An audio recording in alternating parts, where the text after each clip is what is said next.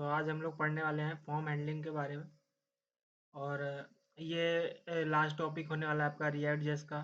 उसके बाद हम लोग मूव करेंगे नोड जेएस पर। सो फॉर्म हैंडलिंग अगर हम रिएक्ट की बात करें तो दो तरीके से होती है फॉर्म हैंडलिंग रिएक्ट में।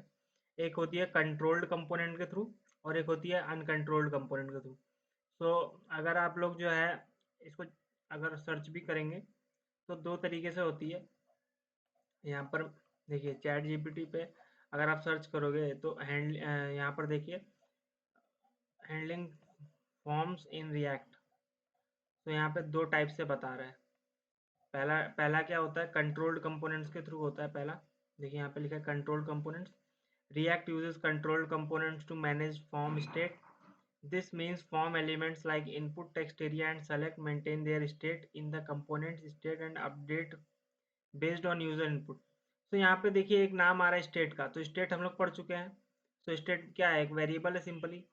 तो यहाँ बोल रहा है React uses controlled component to manage form state. तो फॉर्म की भी स्टेट होती है, मतलब आप जो फॉर्म बना रहे हो तो उसमें जो डेटा आ रहा है उसको भी तो आप स्टोर करोगे। तो उसको स्टोर करने के लिए हम कहाँ स्टोर करेंगे, स्टेट में।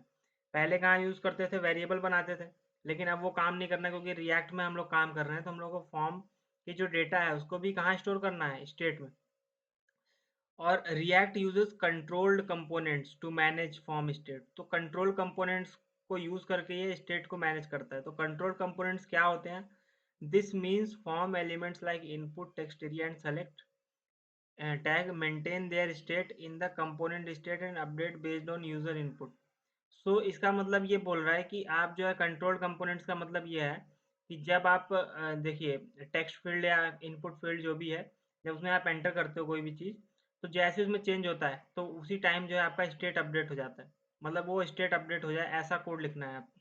तो वो आएगा कंट्रोल कंपोनेंट्स। अब अनकंट्रोल्ड कंपोनेंट्स क्या होते हैं, सो सिंपली जो हम डोम मैनिपुलेशन करते थे, डोम मैनिपुलेट करके हम फॉर्म से डेटा निकालते थे पहले, तो उसको बोलते हैं अनकंट्रोल्ड कंपोनेंट। क्योंकि रिएक्ट बोलता है कि आप क्या यूज़ करिए, कंट्रोल्ड कंपोनेंट यूज़ करिए, क्योंकि रिएक्ट में आप काम कर रहे हो तो रिएक्ट के कंट्रोल में रहना चाहिए जो कंपोनेंट्स हैं, और जो फॉर्म डेटा है वो रिएक्ट के कंट्रोल में रहना चाहिए।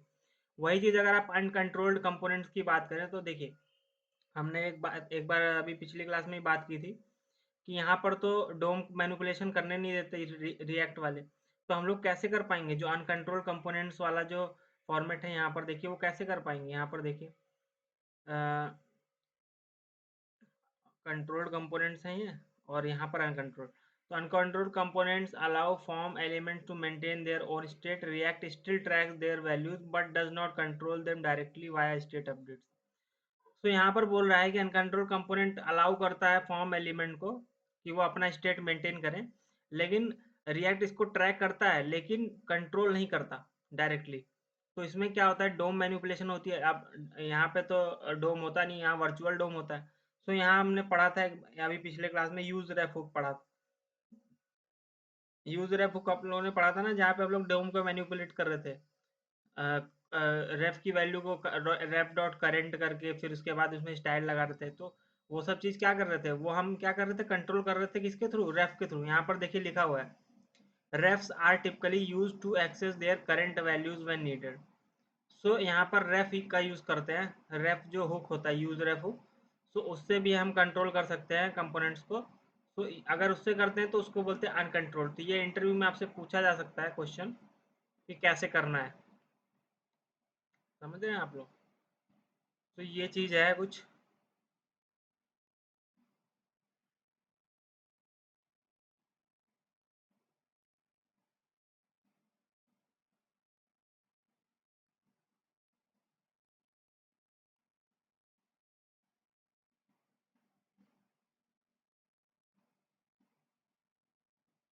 तो यहाँ तक बताया, आपको समझ आया कि कंट्रोल और अनकंट्रोल्ड कंपोनेंट क्या होते हैं।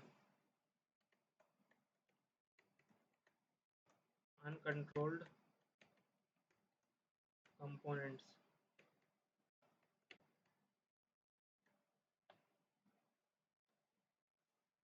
तो हम लोग अपना नोट्स बनाते हुए भी चलेंगे। यहाँ पर मैं बना देता हूँ फाइल, ये मैं आपको सेंड कर दूंगा। तो हम लोग माई ड्राइव में चलेंगे।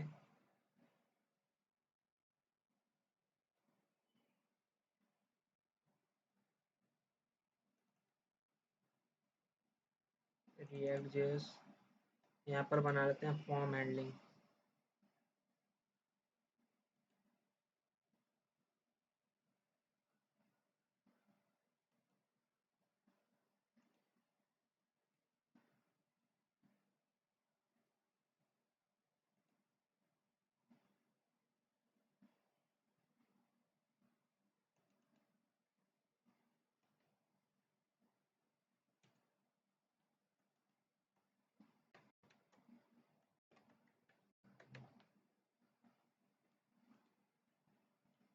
तो यहाँ पर मैं लिख देता हूँ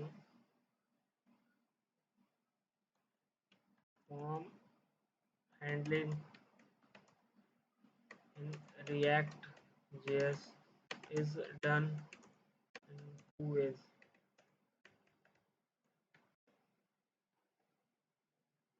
नंबर 1 है थ्रू कंट्रोल्ड कंपोनेंट्स, और सेकंड क्या है थ्रू अनकंट्रोल्ड कंपोनेंट्स।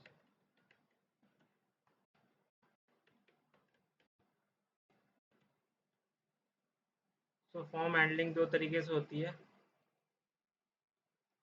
अब यहाँ पर पहला वाला अगर हमें करना है, देखिए controlled components,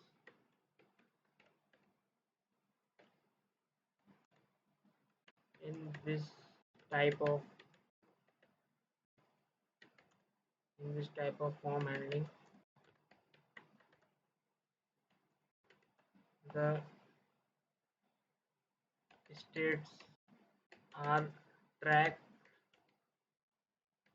and maintained by the React itself by using on-change event handlers।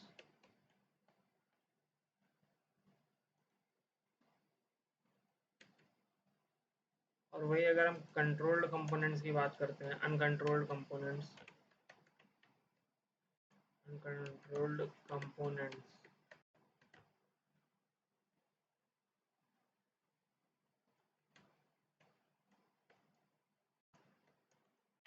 in this type of form handling, the states are only tracked by React but not controlled by React. They are controlled. They are controlled by DOM using refs। तो ये कुछ है जो concept है आपका कि form handling को कैसे हम लोग कर सकते हैं। इसको बोल्ड कर देता हूँ।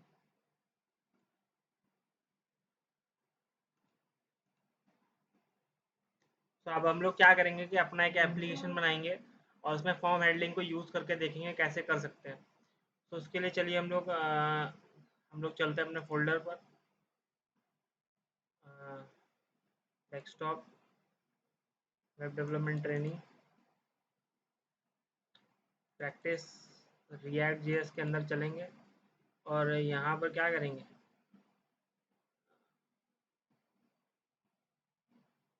रिएक्ट जेएस के अंदर ओपन कर लेंगे इसको cmd, और यहाँ पर नया प्रोजेक्ट बनाएंगे। तो उसके लिए क्या करेंगे, हम लोग वीट वाला कमांड पेस्ट करेंगे। तो वीट का कमांड खोल लेते हैं, वीट गेट स्टार्टेड, और उसके बाद नीचे जाके कमांड को कॉपी कर लेंगे यहाँ से ध्यान से और इसको हटा देंगे, और उसके बाद यहाँ आके कंट्रोल वी करके इसको पेस्ट कर देंगे। तो अभी तो हम लोग अपना सिंपल एप्लीकेशन ही बना रहे हैं। अब यहाँ पूछ रहा है नाम, तो मैं रख देता हूँ फॉर्म डैश हैंडलिंग। एंटर करते हैं। अब यहाँ पर रिएक्ट को सेलेक्ट कर देते हैं और जावास्क्रिप्ट को सेलेक्ट कर देते हैं। तो हमारा एप्लीकेशन बना दिया। सीडी करेंगे फॉर्म, टैब दबाएंगे तो फॉर्म हैंडलिंग पे चले जाएंगे और यहाँ पर जाके कोड डॉट करके इसको वीएस कोड में खोल देंगे। तो ये हमारा एप्लीकेशन वीएस कोड में खुल जाएगा। अब ऑल्ट टी दबाएंगे और न्यू टर्मिनल को खोल लेंगे।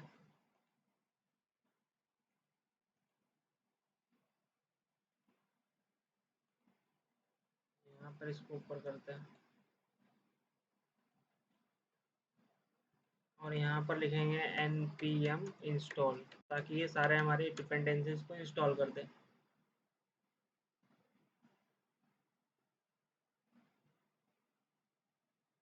सो अब आप लोग क्या करिए ना कि जैसे जो रिपीटेटिव टास्क हैं, जैसे कि आप लोग देखते होंगे कि फॉर्म हैंडलिंग का जैसे टास्क है या जो भी है, अगर आपको फॉर्म खुद से नहीं बनाना है, हाँ प्रैक्टिस के लिए बना सकते हो आप लोग, लेकिन जब आपको फॉर्म वगैरह बनाने हैं तो आप ज़्यादातर काम चैट जीपीटी या को पायलट से करिए, क्योंकि ये सब काम रिपीटेटिव होते हैं और इन सब काम को अगर आप करने लगे तो आपको प्रोजेक्ट बनाने में बहुत टाइम लग जाएगा। और ये सब कंपनियों में, जैसे कंपनियों में डेडलाइन होती है कि आपको इतनी देर में पूरा करना है या कुछ भी होता है, सो आपको उतने देर में मीट करना होता है रिक्वायरमेंट्स को। तो थोड़ा आपको ध्यान रखना पड़ेगा कि क्या चीज़ें आप कर सकते हो, क्या चीज़ें नहीं। सो मैं ये एक्स्ट्रा टिप आपको दे रहा हूँ कि आप लोग जैसे फॉर्म हैंडलिंग का सिंटैक्स है या जो भी एचटीएमएल और सीएसएस का कोड है, वो जरूरी नहीं है कि आप खुद करिए। ज़्यादातर कोड जो आप सोच रहे हो कि एआई कर सकता है, वो आप एआई से कराइए, ताकि आपका जो टाइम है वो बचे और आप जो अपने लॉजिक बिल्डिंग और जो बिजनेस लॉजिक लगाना है उसमें ज़्यादा ध्यान दे पाए, ताकि जो आपका एप्लीकेशन है वो थोड़ा एफिशिएंट बने और इफ़ेक्टिव बने।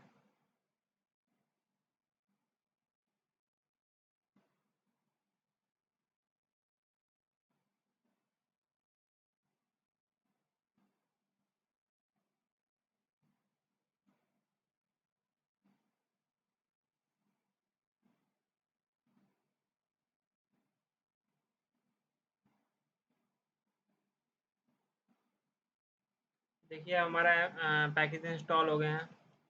तो अब हम अपना जो सर्वर है उसको रन करेंगे npm run dev करके। तो हमारा सर्वर स्टार्ट हो जाएगा।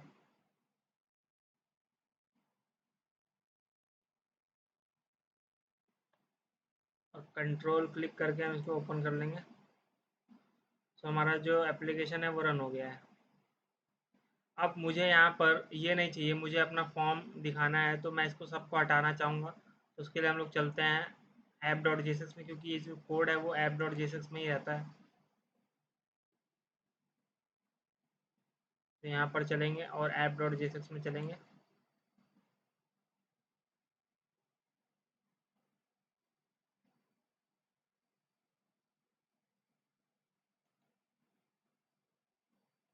तो यहाँ से देखिए पहले मुझे क्या हटाना है, ये यूज स्टेट रहने देंगे क्योंकि मुझे स्टेट का काम लगेगा। ये लोगो वगैरह मैं हटा देता हूँ, यहाँ से दोनों चीज़ें हटा दूंगा, सीएसएस रहने दूंगा बाय डिफ़ॉल्ट जो है। उसके बाद ये काउंट का स्टेट नहीं चाहिए मुझे, अपना फॉर्म का स्टेट बनाना है, तो इसको मैं हटा दूंगा अभी के लिए। और ये सारा जो डिव है मैं इसको भी सब हटा दूंगा, जो ये करली ब्रैकेट के अंदर है, तो सारा क्लीन हो जाएगा। तो अब इसको मैं फॉर्मेट कर लेता हूँ, फॉर्मेट डॉक्यूमेंट। तो अब ऐसा कुछ हो गया है, सिंपल सा, कुछ भी नहीं है इसमें। आप अगर आउटपुट देखेंगे यहाँ पे कुछ भी नहीं दिख रहा होगा, तो सिंपल सा दिख रहा है अभी। अब मुझे क्या करना है, यहाँ पर अपना फॉर्म बनाना है। तो फॉर्म बनाने के लिए आप लोग जानते हो कैसे फॉर्म बनाया जाता है। तो उसके लिए क्या करेंगे, हम लोग इसके अंदर आएंगे। सॉरी, इसको थोड़ा ब्रैकेट में करना पड़ेगा क्योंकि हम लोग मल्टी लाइन में बनाएंगे। तो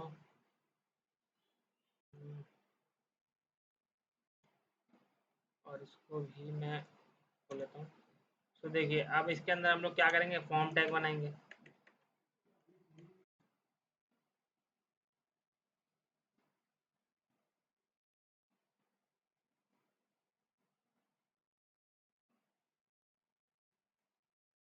फॉर्म टैग बनाएंगे और यहाँ पर एक लेबल बनाएंगे, लेबल। लेबल अब इसमें लिख देंगे, मान लीजिए मैं फर्स्ट नेम लिखता हूँ, फर्स्ट नेम कोलन करता हूँ। और फिर इसके बाद क्या लिखेंगे, इनपुट। इनपुट कोलन अगर मैं टेक्स्ट लिख दूँ तो ये टेक्स्ट फील्ड बन जाएगा।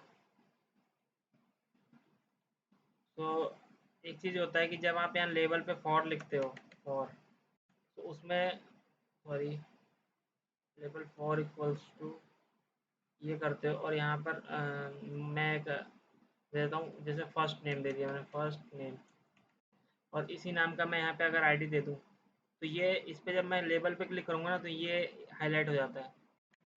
तो वो हम कर देंगे फर्स्ट नेम, आईडी भी दे दिया। अब ऐसा ही एक और कंपोनेंट मुझे बनाना है। देखिए अब ये मैं चाहता हूँ कि ये एक लाइन में है, उसके बाद जो दूसरा है वो दूसरी लाइन में है, तो मैं यहाँ पे डिव लगा सकता हूँ।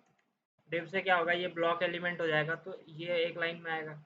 कंट्रोल एक्स करेंगे इसको और इसके अंदर डाल देंगे, कंट्रोल वी। ये आप लोग कर लीजिएगा, सी एस एस है, बेसिक सी एस एस, इसमें कुछ भी नहीं है।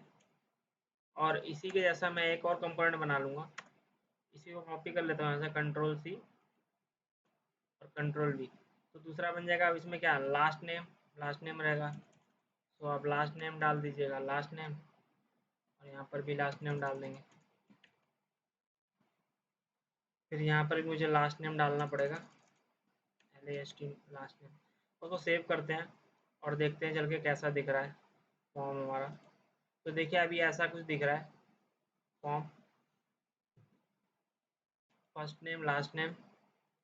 और इसमें क्या कर सकते हैं, हम इसको मार्जिन दे सकते हैं थोड़ा सा, स्टाइल मार्जिन कोलन, यहाँ पे 4 दे सकते हैं। और इसी को मैं नीचे भी कॉपी करके पेस्ट कर देता हूँ, कंट्रोल सी, दूसरे वाले डिव में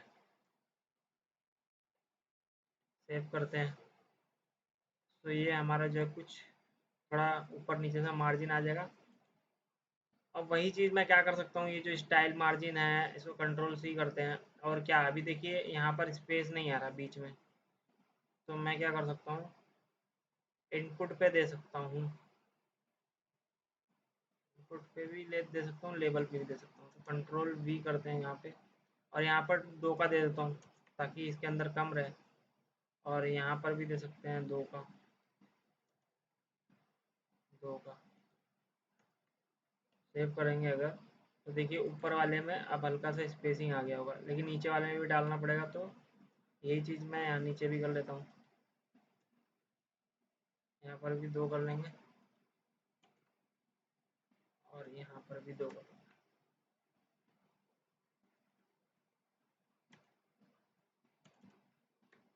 तो ये तो मेरा CSS पार्ट था, इसमें कुछ ज़्यादा है नहीं, ये आप लोग कर सकते हैं इजीली, इसमें कुछ है नहीं ज़्यादा। अब मैं इसके नीचे एक बटन बनाना चाहता हूँ, तो मैं क्या करूँगा, एक बटन बनाऊँगा इसके नीचे, डिव डिव लगाएंगे, और डिव में क्या करेंगे, एक बटन बना देंगे और उस पर लिख देंगे सबमिट। तो ये अभी हम लोग देख रहे हैं कंट्रोल्ड कंपोनेंट के थ्रू, जिसमें हम लोग कंट्रोल कर रहे हैं इसको। और देखिए सबमिट बटन बना दिया मैंने। अब इस पर भी मैं वही लिख देता हूँ, स्टाइल, सॉरी, बटन पे नहीं लिखेंगे, डिव पे लिखेंगे, क्योंकि ऊपर मैंने डिव पे लिखा था, ये वाला कॉपी कर लेंगे इसको, कंट्रोल सी, और यहाँ पर पेस्ट कर देंगे, सेव करेंगे इसको। तो हमारा जो है सबमिट आ गया, देखिए। तो फर्स्ट नेम, लास्ट नेम और सबमिट बटन आ गया। यहाँ तक सबका क्लियर है, बताइए। और अब इसमें क्या करना है हमें, कि अब मुझे इसमें दोनों दोनों जो मैंने टेक्स्ट फील्ड बनाई है, यहाँ पर देखिए ध्यान से, दो जो टेक्स्ट फील्ड, इसकी वैल्यू मुझे यहाँ से गेट करनी है और स्टेट में सेव करनी है। क्योंकि जो काम करेंगे हम पहले वेरिएबल से करते थे, अब हमें क्या करना है, स्टेट में सेव करना है। तो उसके लिए देखिए हम क्या कर सकते हैं, इसको थोड़ा मैं नीचे कर देता हूँ। ये आपका कंपोनेंट है सारा। यहाँ पर आपने स्टेट को, यूज स्टेट को इंपोर्ट किया हुआ है, तो इसके अंदर अब हम 2 वेरिएबल बना सकते हैं, एक फर्स्ट नेम नाम से और एक लास्ट नेम, है ना। या फर्स्ट और लास्ट करके बना सकते हैं, क्योंकि आप कंफ्यूज ना हो। मैं क्या करता हूँ, यहाँ पे स्टेट बनाता हूँ, मैं कमेंट लिख देता हूँ, making states for text fields. तो यहाँ पर पहला स्टेट बनाएंगे, लेट, यहाँ पर वेरिएबल का नाम मैं देता हूँ फर्स्ट, और कॉमा सेट फर्स्ट, और इक्वल्स टू यूज स्टेट करेंगे। और इसके अंदर बाय डिफ़ॉल्ट वैल्यू जो रहेगी वो कुछ भी नहीं, मैं एम्प्टी दे देता हूँ, क्योंकि बाय डिफ़ॉल्ट तो एम्प्टी रहेगा। अब दूसरा बनाते हैं ऐसे, लेट लास्ट, क्योंकि लास्ट नेम था ना, कॉमा सेट लास्ट, आप कुछ भी दे सकते हो यहाँ पे। इक्वल टू यूज स्टेट, और इसकी भी वैल्यू मैं एम्प्टी देता हूँ अभी अभी के लिए, क्योंकि एम्प्टी है, तो अभी कुछ नहीं लिखा है। अब जो यूज़र लिखेगा वो यहाँ पे आएगा ना। सो अब इसको मुझे कनेक्ट करना पड़ेगा, ऐसे नहीं आएगा इसमें। इसको मुझे किससे कनेक्ट करना पड़ेगा? इनपुट फील्ड से। अब आप जानते हो कि आप लोग एक चीज़ जानते होगे कि जब हम लोग डोम मैनिपुलेशन करते थे, वहाँ एक वैल्यू एट्रीब्यूट होता था, जिसमें क्या होता था, जो हम टेक्स्ट फील्ड में लिखते थे वो वैल्यू एट्रीब्यूट में आ जाता था। तो इनपुट टाइप में वैल्यू एट्रीब्यूट तो है ही। तो हम क्या कर सकते हैं यहाँ से? हम यहाँ पर देखिए, यहाँ पर एक इवेंट लगा सकते हैं इस पे, on change event. So change on change एक इवेंट होता है। सो ऑन चेंज इवेंट लगा सकते हैं। अब यहाँ पर मैं क्या कॉल कर एक फंक्शन कॉल कर सकता हूँ। एक फंक्शन यहाँ पे ऑन चेंज पे कॉल कर सकता हूँ कि जब जब इस टेक्स्ट फील्ड में कुछ चेंज हो तो ये फंक्शन कॉल हो जाए। अब इस फंक्शन का नाम मैं क्या रखूँगा कि फर्स्ट नेम चेंज्ड, ऐसे करके लिखते हैं फर्स्ट। आप कुछ भी नाम रख सकते हो, फर्स्ट नेम चेंज्ड। अब आपको पता है कि अगर आप यहाँ पे कॉल करते हो तो वो पहली बार ही कॉल हो जाएगा। अगर आप किसी कॉल बैक के अंदर नहीं लिखते हो, जैसे ऑन क्लिक में हम लोगों का होता था कि अगर हम यहाँ कॉल कर देते थे तो ये पहली बार ही रन हो जाता था। लेकिन आपको ये रन कब करना है? जब जब इसमें चेंज हो। तो आप ऐसे बनाएंगे, इसमें वो ब्रैकेट नहीं देंगे और इसको हम ऊपर डिफाइन करेंगे अभी। और वैसे ही जब इनपुट फील्ड जो लास्ट नेम वाली है वो चेंज हो तो यहाँ पर भी एक ऑन चेंज इवेंट लगा देंगे, ऑन चेंज। और यहाँ पर क्या लिखेंगे? Last name changed. सो ये दो फंक्शन है जो चलेंगे, पहला जो है इसके ऊपर चलेगा, दूसरा इसके ऊपर। अब देखिए, इसको हम बनाना है यहाँ पे फंक्शंस को। सो हम यहाँ पे कमेंट ले देते हैं, function to run on changing the text field. तो ये तब रन होंगे जब टेक्स्ट फील्ड में चेंज होगा। तो पहला क्या है? Function first name change, first name change ये वाला था। अब इसमें ऐसे, तो देखिए जब ये फर्स्ट नेम चेंज होगा तो ये यहाँ पे आएगा। अब इसमें एक इवेंट भी आता है, ई करके इवेंट आता है, ई करके एक इवेंट आता है। सो ई के पास एक एक एक ऑब्जेक्ट होता है, e dot target dot value. तो जो वैल्यू यहाँ पे एट्रीब्यूट होता था पहले, उसको हमें यहाँ एक्सेस करने के लिए ई डॉट टारगेट डॉट वैल्यू करेंगे तो आ जाएगा। ई डॉट टारगेट डॉट नेम करेंगे तो ये जो नेम है ये आ जाएगा। ई डॉट टारगेट डॉट टाइप करोगे तो टेक्स्ट आ जाता है। सो ई एक ऑब्जेक्ट है जो कि इस पूरे एलिमेंट को पॉइंट करता है, और उसके अंदर जो वैल्यू एट्रीब्यूट होता है उसको ये गेट करने के लिए ई डॉट टारगेट डॉट वैल्यू करेंगे तो वैल्यू आ जाएगी। सो अब हमें क्या करना है? ये वाला जो कंपोनेंट है ये मैंने फर्स्ट नेम के लिए बनाया है। तो मैं क्या करूँगा, इसके अंदर जाके जैसे ये चेंज होगा तो ये फंक्शन कॉल होगा, तो यहाँ पे क्या कर लेंगे? सेट, सॉरी ऊपर मैंने टी नहीं लगाया था, सेट। तो सेट फर्स्ट कॉल करेंगे और इसके अंदर क्या पास कर देंगे? ई डॉट टारगेट डॉट वैल्यू। तो अब आप अगर वैल्यू पास करोगे यहाँ पर, तो जब भी चेंज होगा तो सेट फर्स्ट वाला कॉल होगा और इसके अंदर क्या कर देंगे? ई डॉट टारगेट डॉट वैल्यू का मतलब जो इसके वैल्यू एट्रीब्यूट में जो वैल्यू होगी वो यहाँ चली जाएगी और इसमें फर्स्ट में आ जाएगी। अब वैसे ही हमें क्या करना है? यहाँ पर दूसरा फंक्शन बनाना है, फंक्शन, और यहाँ पर लास्ट नेम चेंज्ड, और उसमें भी ई एट्रीब्यूट आएगा, इवेंट। और इसके बाद हम क्या कर लेंगे? सेट लास्ट, LAST लास्ट, और यहाँ पर क्या करेंगे? ई डॉट टारगेट डॉट वैल्यू। तो जो वैल्यू एट्रीब्यूट होगा इसका वो उसमें चला जाएगा। अब देखिए यहाँ तक तो काम हो गया, लेकिन अब यहाँ पर जो फर्स्ट है वो मुझे दिखाना भी होगा जहाँ पर टेक्स्ट फील्ड में। तो अगर मैं अभी अभी इसको रन कर दूँ तो देखिए, अभी अगर मैं इसको रन कर दूंगा तो यहाँ पर मैं लिख देता हूँ कंसोल डॉट लॉग, और यहाँ पर चेंज होगा तो फर्स्ट नेम को प्रिंट कर देंगे हम। तो यहाँ पे फर्स्ट को प्रिंट कर देते हैं, फर्स्ट।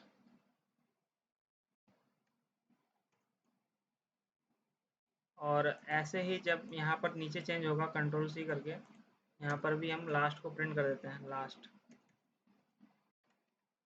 सेव करते हैं। अब देखिए अगर मैं अभी इसको चला दूँ और इसमें कुछ भी लिखूँ तो कुछ दिखेगा? देखिए अभी इसमें कंसोल लॉग करते हैं और इंस्पेक्ट करते हैं। तो देखिए अब मैं क्या कर रहा हूँ, इसमें अगर मैं कुछ भी लिख रहा हूँ तो देखिए नीचे दिख रहा है कंसोल लॉग में, यहाँ पे जब चेंज हो रहा है तो वो रन हो रहा है बार बार, और यहाँ पर वो चीज़ें दिख रही हैं, लेकिन थोड़ा लेट चल रहा है। देखिए यहाँ पर तो यहाँ पे हमें एक काम और करना है कि अब देखिए यहाँ तक तो हो गया, आपने ऑन चेंज लगा दिया और फर्स्ट नेम चेंज चलेगा, लेकिन जब वैल्यू एट्रीब्यूट है उसके अंदर भी तो आप चेंज करिए। वैल्यू के अंदर आप क्या पास कर दोगे, फर्स्ट वाला पास कर दोगे, क्योंकि ये फर्स्ट फर्स्ट वाला एट्रीब्यूट है ना, इससे फर्स्ट वाला पास कर दोगे। और यहाँ पर वैसे ही वैल्यू में क्या पास कर दोगे, सेकंड लास्ट वाला पास कर दोगे। तो सेव करते हैं। अब हमारा ये फॉर्म हैंडलिंग पूरा हो चुका है। अब देखिए इसको मैं हटा देता हूँ और एक बार इंस्पेक्ट करते हैं, इंस्पेक्ट, और यहाँ चलते हैं।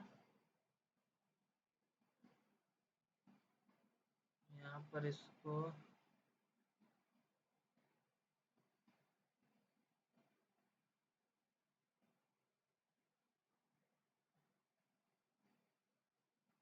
रिफ्रेश करते हैं। अभी देखिए, अब मैं इसके अंदर अगर फर्स्ट नेम लिखता हूँ अपना नाम, अंशुमान आएगा, और दूसरे में आएगा MISHRA।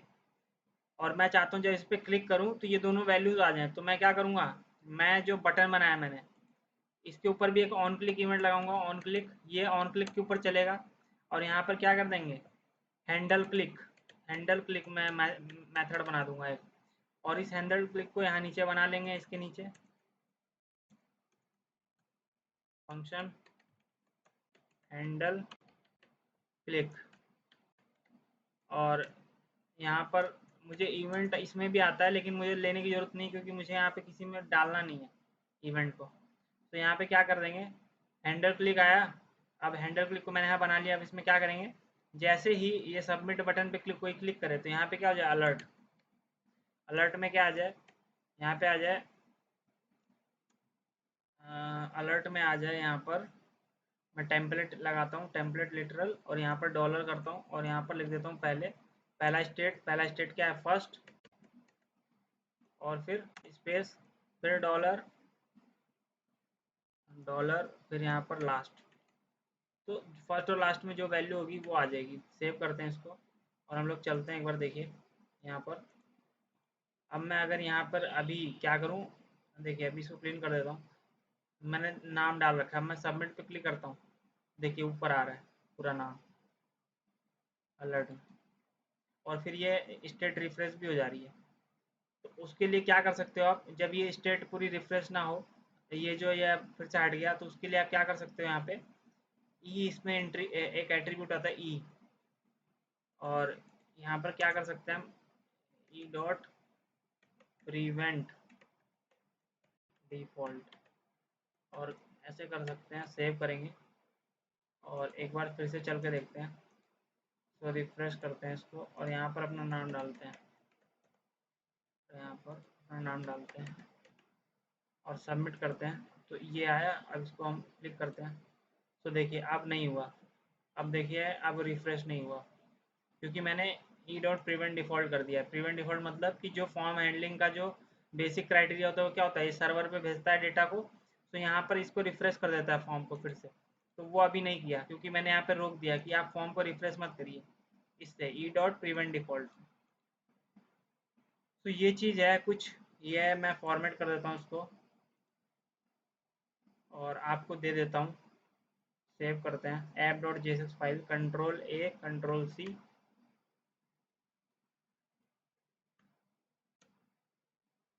आप लोग इसको देखिए और इसमें जो ना समझ आए वो पूछिए।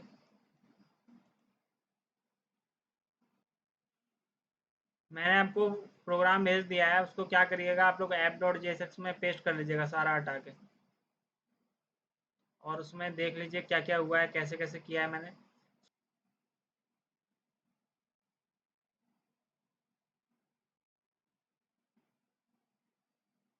प्रिवेंट डिफ़ॉल्ट इसलिए यूज़ हुआ है क्योंकि देखिए अभी अगर मैं प्रिवेंट डिफ़ॉल्ट को ना यूज़ करूँ, देखिए ये फॉर्म है ना।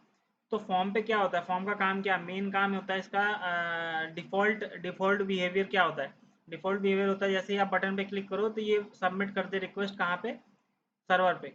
और मैं नहीं चाहता कि ये अभी सर्वर पे रिक्वेस्ट भेजे, ये क्या करे, यहीं रोक के यहाँ पर मैं कुछ काम करना चाहता हूँ। जैसे मैं यहाँ पर देखिए फंक्शन हैंडल क्लिक बनाया, तो इसने क्या किया, जैसे ही यहाँ पर जो काम हुआ उसके बाद उससे पहले ये क्या कर दे रहा था, सर्वर पे रिक्वेस्ट भेज दे रहा था और मेरा फॉर्म जो है वो रीसेट हो जा रहा था। तो रिफ्रेश हो रहा था, जो वैल्यूज थी मेरी चली चली जा रही थी। तो मैं ये नहीं चाहता कि ये जो है सर्वर पे भेजे। तो मैं यहाँ पे क्या कर दे रहा हूँ, ई जो इवेंट है, ये इस बटन का इवेंट है, तो E dot prevent default function को कॉल करेंगे। तो इसका जो डिफ़ॉल्ट बिहेवियर है उसको मैं प्रिवेंट कर दे रहा हूँ, मतलब ख़त्म कर दे रहा हूँ। तो ये क्या करेगा, ये अब सर्वर पे रिक्वेस्ट नहीं जाएगा, ये यहीं रह जाएगा फ्रंट एंड पे, और यहाँ पे मैं कोड को रन कराऊंगा अलर्ट। तो अगर मैं यहाँ पर प्रिवेंट डिफ़ॉल्ट नहीं लिखता तो ये अलर्ट ना होके वो चला जाता सर्वर पर कोड।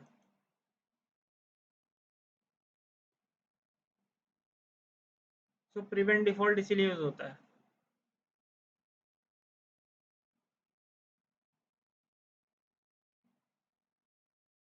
और आप लोग एक चीज़ तो जानते हो कि मैंने यहाँ पे नॉर्मल वेरिएबल क्यों नहीं यूज़ किया है। बताइए आप लोग क्यों नहीं यूज़ किया, कोई रीज़न है? आप लोग अपने आप से बताइए। यहाँ पे मैंने स्टेट को क्यों यूज़ किया है, नॉर्मल वेरिएबल क्यों नहीं use.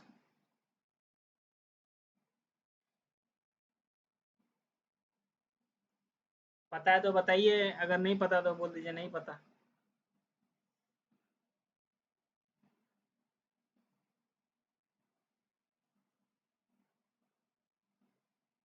Why we use state variable for form handling, not the normal variables? यहाँ पर देखिए स्टेट मैंने यूज किया हुआ है।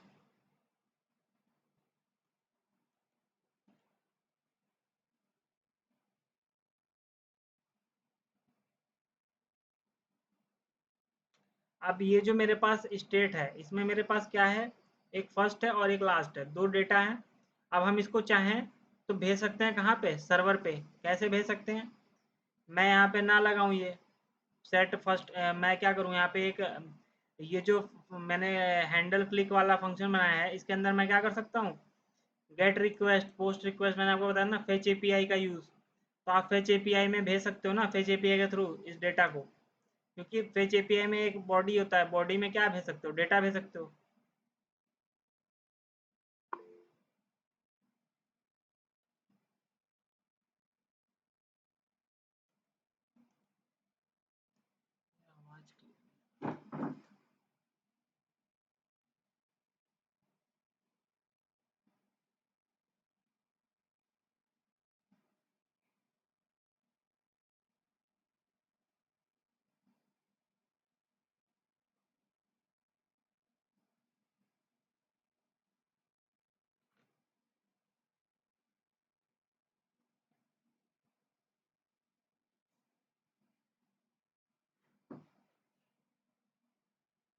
अभी वो क्लियर है voice?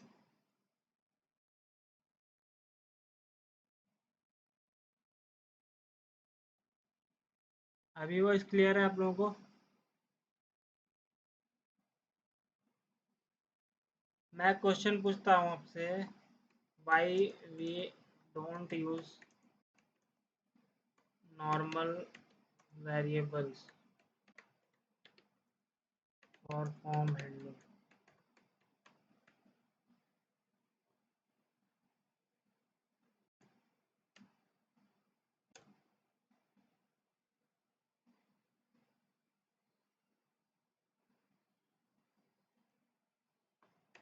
Why we use the state variables?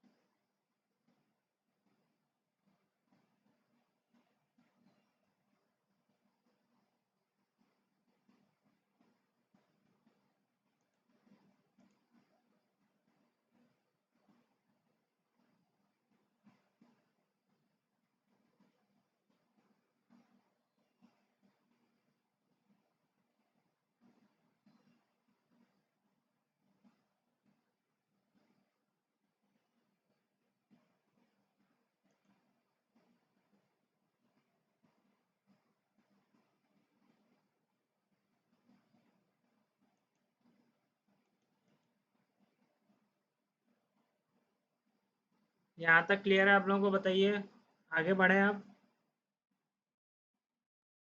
यहाँ तक क्लियर है?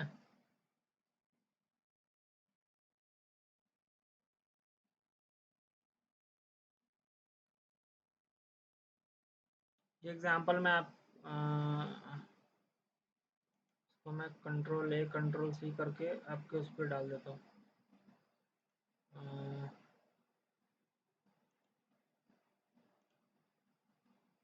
फॉर्म हैंडलिंग,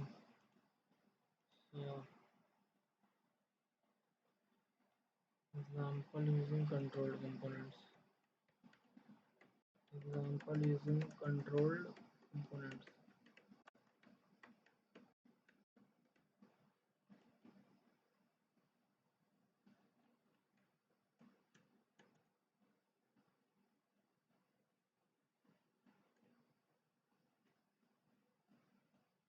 तो ये आपका जो है पहला एग्जांपल हो गया, एग्जांपल यूजिंग कंट्रोल्ड कंपोनेंट्स।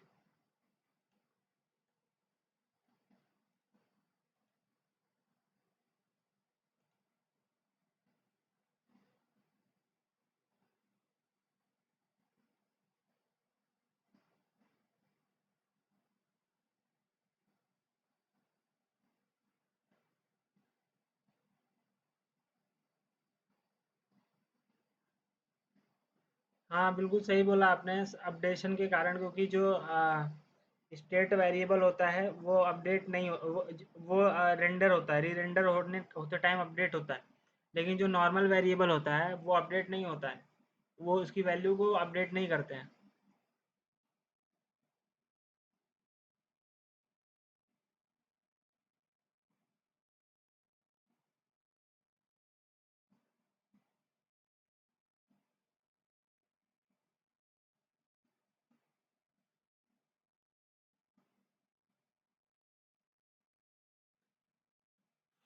आप लोग अपना एरर शेयर करिए व्हाट्सएप पर। और पूनम जी, मैंने आपको यही बताया था, कहाँ पे कंसोल में बोल रहे हैं आप? इंस्पेक्ट में क्या बता रहे थे? मैंने यही बताया कि देखिए, जब यहाँ पर इसको रन कराएंगे तो देखिए अभी यहाँ पर क्या आ रहा है, इसको क्लियर कर देते हैं। कुछ भी नहीं है। अभी देखिए, जब मैं यहाँ पे जैसे ऑन चेंज इवेंट लगा रखा है ना मैंने यहाँ पर, देखिए यहाँ पर आएंगे नीचे, यहाँ पर जब नीचे आएंगे तो यहाँ पर देखिए जो जो इनपुट फील्ड है उस पर मैंने क्या रखा है, ऑन चेंज पे फर्स्ट नेम चेंज चले, और इस पे जब ऑन चेंज हो तो लास्ट नेम चेंज। तो दो फंक्शन मैंने बनाए यहाँ पे, फर्स्ट नेम चेंज और लास्ट नेम चेंज। तो पे क्या करें, जो स्टेट की वैल्यू है, सेट फर्स्ट क्या करता है, फर्स्ट में चेंज करेगा, और सेट लास्ट लास्ट में चेंज करेगा। तो मैं सेट फर्स्ट में क्या कर दूंगा, ई डॉट टारगेट डॉट वैल्यू। तो टारगेट एक ऑब्जेक्ट होता है, इसके अंदर क्या चीज़ें होती हैं, ये इसके अंदर जितनी भी ये चीज़ें होती हैं इसको एक्सेस कर सकता है। तो टारगेट के अंदर टाइप भी होता है, स्टाइल भी होता है, नेम होता है, वैल्यू होता है। तो ई डॉट टारगेट डॉट वैल्यू अगर करेंगे तो वैल्यू में जो वहाँ पे हम लिखेंगे वो यहाँ पे आ जाएगा, इस सेट फर्स्ट में। तो ये कहाँ पे आ जाएगा, फर्स्ट में। और उसी को मैं फर्स्ट को प्रिंट करा दूंगा। तो जो जो मैं लिख रहा हूँ वो फर्स्ट में कंसोल पे प्रिंट हो जाएगा। वही मैं दिखा रहा था आपको, यहाँ पर देखिए, जैसे मैं अपना नाम यहाँ ए लिखा तो यहाँ पर ए प्रिंट होना चाहिए, NSHUMAN। सो यहाँ पे प्रिंट हो रहा है, और जब यहाँ पे करूँगा तो MISH। अब मैं क्लिक पे करता हूँ कि क्लिक पे क्या प्रिंट हो, तो फर्स्ट और लास्ट को अगर मैं अब क्लिक पे प्रिंट करूँ तो फर्स्ट में क्या होगा, मेरा नाम है फर्स्ट नेम, और लास्ट में लास्ट नेम है। तो एंटर सबमिट करूँगा तो यहाँ पर देखिए दोनों आ गया। यहाँ पर ये देखिए कैसे आया, यहाँ पर जो हैंडल क्लिक वाला था वो चला, और ई डॉट प्रिवेंट डिफॉल्ट का, जिससे सर्वर पे ना जाए और यहीं पर रहे, और फिर अलर्ट कर दे फर्स्ट और लास्ट। और फर्स्ट में क्या है, ये स्टेट वेरिएबल फर्स्ट वाला है, और लास्ट में लास्ट वाला है। यही मैंने बताया, और कुछ नहीं बताया। सौम्या जी, क्या एरर आ रहा है आपको? पहला एरर देखते हैं क्या है। हाँ, यहाँ पर आपका वो लगेगा ना, ये वाला, अरे आपने वो नहीं लगाया है अलर्ट के अंदर, बैकटिक्स नहीं लगाए हैं, बैकटिक्स लगाइए। अलर्ट के अंदर बैकटिक्स लगाइए, जैसे यहाँ पर लगा हुआ है। मेरा हैंडल क्लिक में, हाँ यहाँ पर देखिए बैकटिक्स लगे हैं ना, ये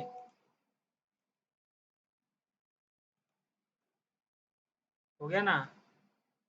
चलिए। सो सभी का हो गया कि किसी का रह गया है, बताइए।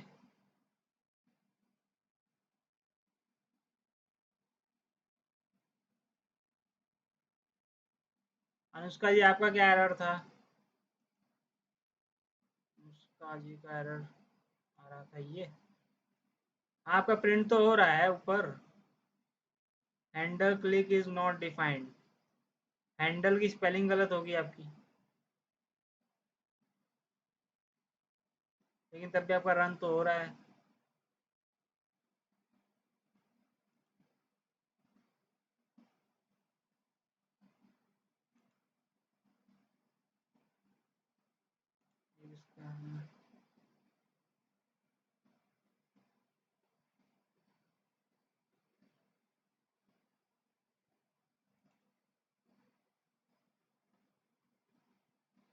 हाँ, ये वाला एरर, ये वाला सबको आ रहा होगा, HTML फॉर का। तो रिएक्ट में क्या होता है ना, फॉर को नहीं यूज़ करके HTML फॉर यूज़ करते हैं। तो आप लोग क्या करिएगा ना, जहाँ जहाँ मैंने फॉर किया वहाँ पे HTML फॉर कर लीजिए।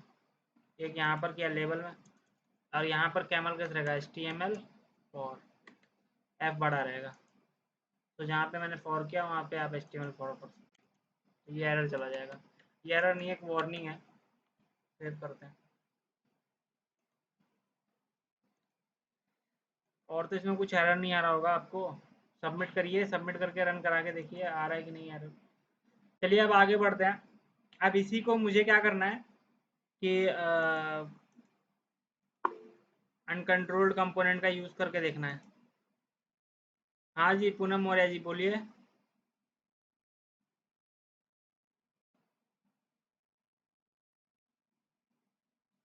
अलर्ट में नेम नहीं आ रहा, आप भेजिए ना, अपना फाइल भेजिए ना, app.jsx का।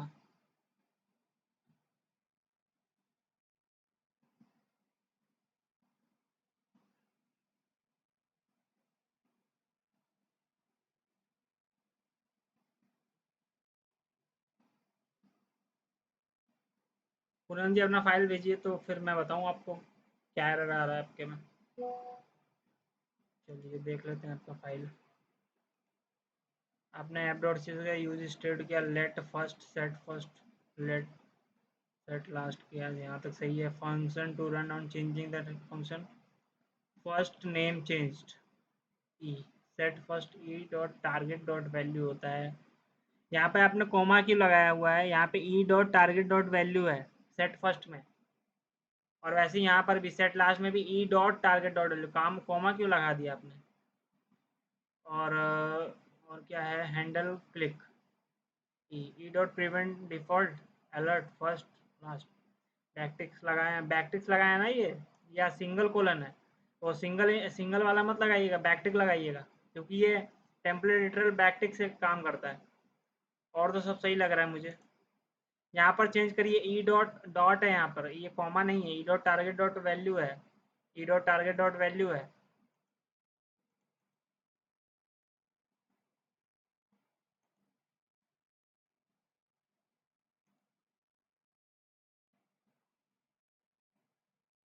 इसको इसको एरर आ रहा है भाई, अपना फाइल सेंड करो। और क्या। पूनम जी आपका एरर क्या बताइए, आप क्या एरर बता रहे हैं।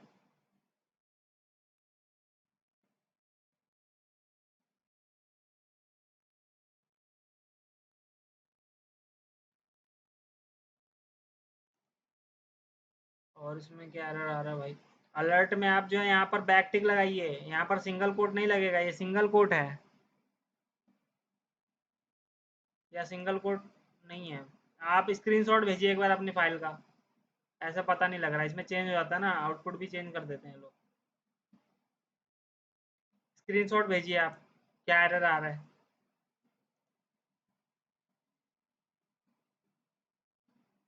और फिर हम लोग आगे बढ़ते हैं। अब देखिए, अब इसी को हम लोग क्या करेंगे, अनकंट्रोल्ड कंपोनेंट, जैसे जो जो हम लोग कंपोनेंट कंट्रोल्ड बना रहे थे, अब उसकी जगह अनकंट्रोल्ड कंपोनेंट के थ्रू देखते हैं कैसे कर सकते हैं।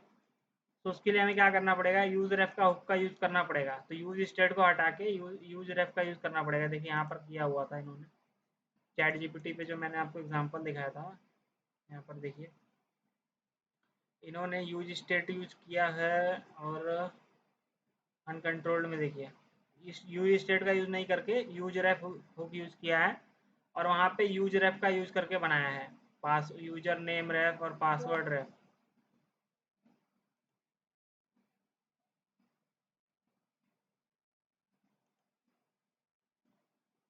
आपके में क्या एरर आ रहा है? फंक्शन हैंडल अलर्ट, आपने भी वही एरर किया है। यहाँ पर बैकटिक लगाइए ना अलर्ट में।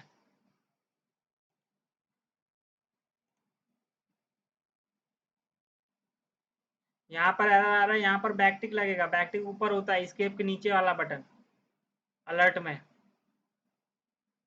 देखिए यहाँ पर मैंने लगाया हुआ है अलर्ट में, ये बैकटिक लगाए हुए हैं। टेम्पलेट लिटरल नहीं पढ़ा था आपने जावास्क्रिप्ट में? वही तो है। ये मैंने भी एक लोगों को बता दिया है। इसको कम से कम थोड़ा देख के तो करिए कि मैंने बता दिया है एक लोगों को।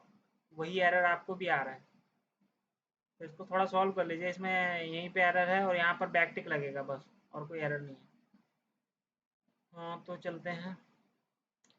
मैं क्या बता रहा था, हाँ यहाँ पर देखिए यूजर नेम देखिए, user name ref dot current dot value, password ref dot current dot value, ये होता है यहाँ पर हैंडल सबमिट पे। और इसको चेंज करने पे यहाँ पर रेफ पास कर रहे हैं हम। यहाँ पे ऑन चेंज इवेंट नहीं होगा, यहाँ पर रेफ पास करें डायरेक्ट। और यूजर नेम नेम में है। इसको भी देखते हैं हम लोग करके कैसे होता है। दो मैंने रेफ बनाए, एक यूजर नेम एक पासवर्ड रेफ। और सबमिट बटन पे क्या कर रहे हैं, यूजर नेम में user name ref dot current dot value, जो करेंट में वैल्यू है वो आ जा रही है। पासवर्ड में पासवर्ड की वैल्यू आ जा रही है, उसको हम प्रिंट कर दे रहे हैं। यहाँ पर हम यूज स्टेट का यूज़ नहीं कर रहे हैं। तो उसके लिए हमें क्या करना पड़ेगा देखिए, लेकिन बेस्ट प्रैक्टिस है आप लोग यूज़ करिए कंट्रोल कंपोनेंट्स को। तो अब हम लोग चलते हैं और यहाँ पर क्या क्या चीज़ करेंगे। पहले तो इसमें चेंजेस क्या करेंगे, स्टेट को हटाएंगे सारा, ये सारा स्टेट हटा देंगे। और ये लास्ट नेम और फर्स्ट नेम की वैल्यू को भी हटा देंगे, खाली एक हैंडल क्लिक रहने देंगे। और यहाँ जो यूज स्टेट को इंपोर्ट कर रहे थे उसके यहाँ क्या करेंगे, यूज रेफ, यूज रेफ को इंपोर्ट करेंगे फ्रॉम रिएक्ट। और यहाँ दो वेरिएबल मेरा फर्स्ट नेम और लास्ट नेम था ना, तो मैं एक बनाऊंगा रेफ इसके लिए, let first name, first name ref equals to use ref कर देंगे। और यहाँ पर एम्प्टी रखेंगे इसको, let last name ref equals to use ref. और यहाँ पर भी एम्प्टी रख देंगे, तो मेरा इनिशियली जो रेफ है वो एम्प्टी होगा। अब उसके बाद मुझे क्या करना पड़ेगा देखिए, अब यहाँ पर ऑन चेंज और ये सब नहीं लगाएंगे, इसको हटा देंगे। और उसके बाद क्या करेंगे,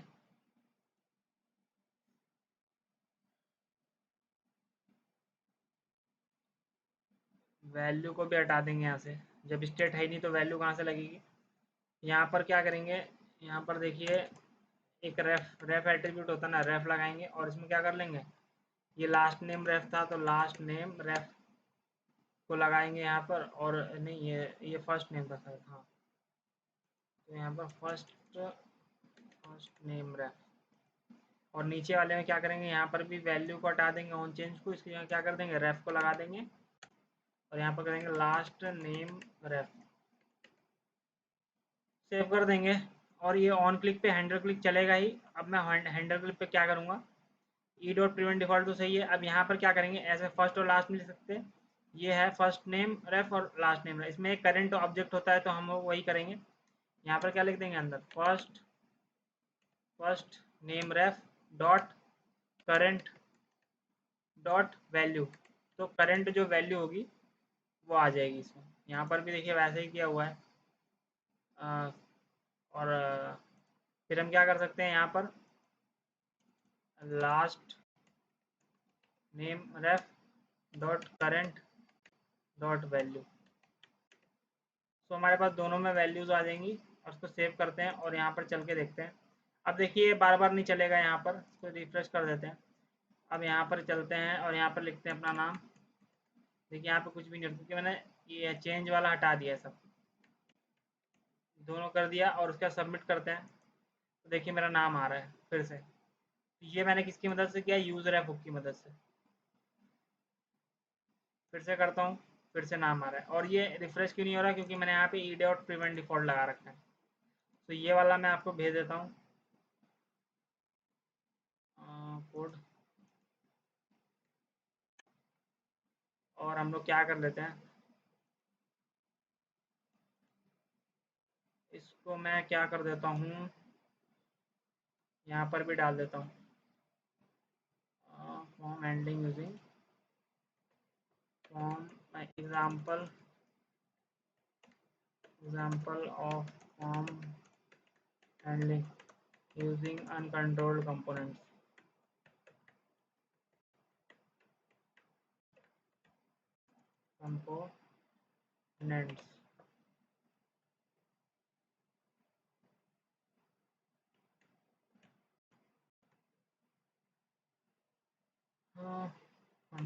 कंट्रोल हमारे ये आ जाएगा, example of form handling using uncontrolled component.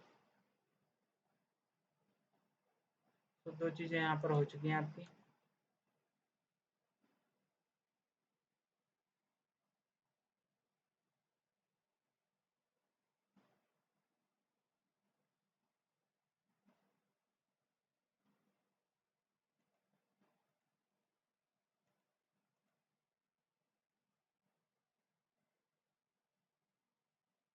यहाँ तक करके बताइए, हो जाए तो।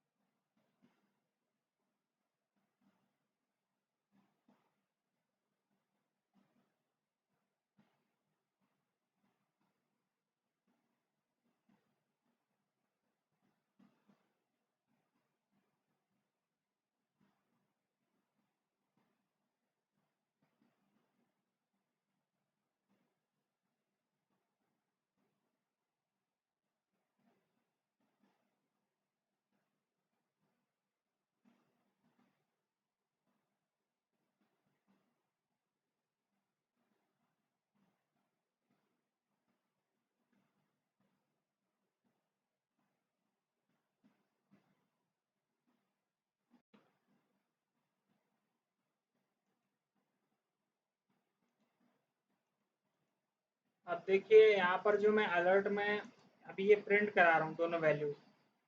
अगर मैं आपसे क्वेश्चन पूछूं कि यहाँ पर मैं आगे चल के क्या कोड रखूंगा, या मैं अलर्ट ही कराऊंगा, बताइए आप लोग।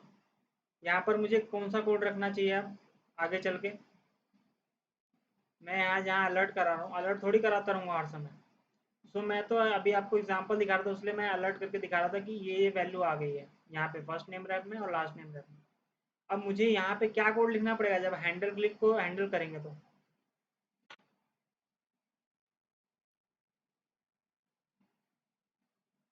यहाँ पर हम कोड लिखेंगे फेच एपीआई का। तो यहाँ से हम लोग क्या करेंगे, डेटा को भेजेंगे फॉर्म पे। फॉर्म हैंडलिंग का यूज़ हम लोग क्यों करते हैं, फॉर्म से डेटा को निकालते हैं और उसको बैकएंड पे भेजते हैं। तो अगर मैं यहाँ पर मैं क्या लिखूंगा, यहाँ पर मैं writing the code for fetch API. तो हम यहाँ पे फेच एपीआई का कोड लिखेंगे, क्योंकि हैंडल क्लिक करने का मतलब क्या है कि हम लोग फेच एपीआई का कोड लिख के यहाँ से डेटा भेज रहे हैं। अब आपसे एक क्वेश्चन मैं पूछता हूँ कि अगर हम यहाँ से डेटा को भेजना चाहते हैं तो हम कौन से मेथड का यूज़ करेंगे एचटीटीपी के? हमने एचटीटीपी के मेथड्स पढ़े हुए हैं। एचटीटीपी मेथड्स होते हैं, मैंने आपको बताया था फेच एपीआई के क्लास में ही, एचटीटीपी मेथड्स। तो अगर मुझे यहाँ से डेटा को भेजना है फॉर्म के थ्रू, तो कौन से एचटीटीपी मेथड का यूज़ करेंगे? बेसिकली चार टाइप के मोस्ट इंपॉर्टेंट मेथड्स होते हैं। एक होता है गेट, एक होता है पोस्ट, एक होता है पुट, एक होता है डिलीट। ध्यान से सुनिए क्वेश्चन को। जब मैं यहाँ से डेटा को भेज रहा हूँ, यहाँ से डेटा को मुझे भेजना है सर्वर पर, तो कौन से मेथड का यूज़ करेंगे? ध्यान से सुनिए आप लोग, थोड़ा दिमाग लगा के आंसर करिए। पहले बताइए, गेट का यूज़ क्या होता है, पोस्ट का क्या होता है, पुट का क्या होता है और डिलीट का क्या होता है? क्या यूज़ होता है बताइए। अगर आपको नहीं पता होगा तो नहीं बता पाएंगे आप लोग आंसर।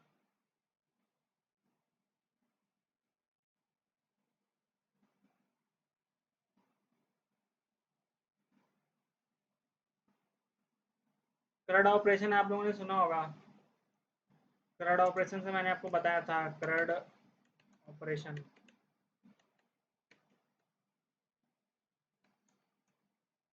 उसमें क्या था, क्रिएट, रीड, अपडेट और डिलीट। तो इतने चार ऑपरेशन थे और ये चार मेथड्स हैं आपके लिए। तो फिर आप गेट क्यों बोल रही हो? पोस्ट में न्यू डेटा सेंड करते हैं और डेटा को सेंड ही तो करना है, क्रिएट करना है ना। पोस्ट मतलब क्या होता है, क्रिएट करना। तो क्रिएट तो तभी करोगे जब आप डेटा भेजोगे यहाँ से, तभी तो वो डेटा बेस में आगे स्टोर होगा। गेट का मतलब तो हो गया गेट से डेटा को निकालना, रीड ऑपरेशन। तो रीड ऑपरेशन में आप डेटा थोड़ी भेजते हो, और अपडेट में भी आप डेटा भेजते हो, लेकिन वो अपडेट करने के लिए थोड़ा डेटा भेजते हो, सारा डेटा नहीं। और डिलीट में आप एक आईडी भेजते हो जो कि डिलीट करना होता है। तो अगर आपको यहाँ पर फॉर्म हैंडलिंग कर रहे हो और आपके पास डेटा है, डेटा को एक ऑब्जेक्ट में आपने स्टोर कर दिया, और फिर आप क्या करोगे, आप उसमें कौन सा मेथड लगाओगे? पोस्ट मेथड लगाओगे। अगर आपको डेटा भेज के वहाँ पे क्या करना है, डेटा को भेज के वहाँ स्टोर कराना है क्रिएट करने के लिए, तो आप क्या करोगे, पोस्ट मेथड लगाओगे और रिक्वेस्ट डॉट बॉडी में आप क्या भेजोगे, ये ऑब्जेक्ट भेजोगे और इसको वहाँ पे आप गेट करोगे। तो अभी आपको बैकएंड नहीं पता है, इसलिए बैकएंड का कोड अभी हम नहीं देख पाएंगे, लेकिन जो फेच एपीआई का कोड मैं जो समझाना है वो समझा दे रहा हूँ कि आप यहाँ पर पहले डेटा को कलेक्ट कर रहे हो, डेटा आपका इसमें कलेक्ट हो गया है। अगर आप अनकंट्रोल्ड कंपोनेंट यूज़ कर रहे हो तो फर्स्ट नेम रेफ और लास्ट नेम रेफ जो रेफरेंस बनाया उसमें यूज़ हो जाएगा। और अगर आप यूज स्टेट यूज़ करो तो यूज स्टेट के ऑब्जेक्ट्स में आपका डेटा स्टोर हो जाएगा। अब उस ऑब्जेक्ट को आपको कहाँ भेजना पड़ेगा, अब उस ऑब्जेक्ट को आपको नेटवर्क के थ्रू बैकएंड पे भेजना पड़ेगा। तो बैकएंड पे किसके थ्रू भेज सकते हो, फेच एपीआई के थ्रू। अब फेच एपीआई में भी अगर आप पोस्ट मेथड लगाओगे तभी डेटा भेज सकते हो। अगर आप गेट रिक्वेस्ट मारोगे तो गेट रिक्वेस्ट में आप पहली बात तो सारा डेटा नहीं भेज सकते, बहुत उसमें लिमिट होता है। और वो सारा डेटा जो है वो आपका यूआरएल के साथ जाता है, जैसे आप देख पा रहे हो यहाँ पे एक यूआरएल है, तो इसके साथ जाएगा। तो इसमें क्या होगा कि अगर मान लीजिए आप यूजर नेम और पासवर्ड भेज रहे हो, तो जो हैकर है या कोई भी नॉर्मल नॉर्मल भी कोई है, मतलब, तो वो भी देख सकता है यहाँ पर। यहाँ पर आपका पासवर्ड जो है इनकोड होके जाएगा गेट रिक्वेस्ट में। सो गेट रिक्वेस्ट में इनकोड होके ना जाए, रिक्वेस्ट की बॉडी के साथ जाए, तो उसके लिए हम लोग पोस्ट रिक्वेस्ट का यूज़ करेंगे। ये ध्यान रखिएगा आप लोग। तो यहाँ पर हम लोग इसका कोड लिखेंगे, पोस्ट गेट और पोस्ट एपीआई का जो फेच एपीआई कोड होता है वो यहाँ पर लिखेंगे, इस लाइन में यहाँ पर। तो यहाँ तक सबको क्लियर है बताइए। और ये कोड हम लोग आगे चल के देखेंगे कैसे करते हैं और कैसे वहाँ से रिस्पॉन्स लाते हैं जब हम लोग बैकएंड का यूज़ करेंगे। अरे यहाँ तक आप लोग क्लियर है? अब हम लोग क्या कर सकते हैं, देखिए अभी क्या है, अब इसको फिर से हम बैक पे चलते हैं और इसको यूज स्टेट का यूज़, क्योंकि हम लोग मतलब कि रिकमेंडेड क्या है, यूज स्टेट का यूज़ करना, तो हम लोग वही करते हैं और इसको फिर से बैक पे चलते हैं, कंट्रोल जेड करके भी वापस जा सकते हैं हम लोग। तो इसको हम लोग यूज स्टेट वाला ही बना देते हैं, यूज स्टेट वाला ही बना देते हैं इसको।